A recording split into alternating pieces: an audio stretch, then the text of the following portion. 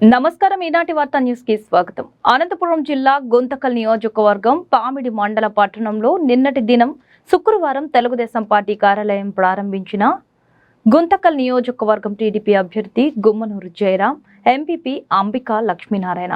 NDA కూటమితో Guntakal నియోజకవర్గం బలపరిచిన Telugu Desam party అభ్యర్థి గుమ్మనూరు జయరాం తెలుగుదేశం పార్టీ కార్యాలయాన్ని ప్రారంభించారు.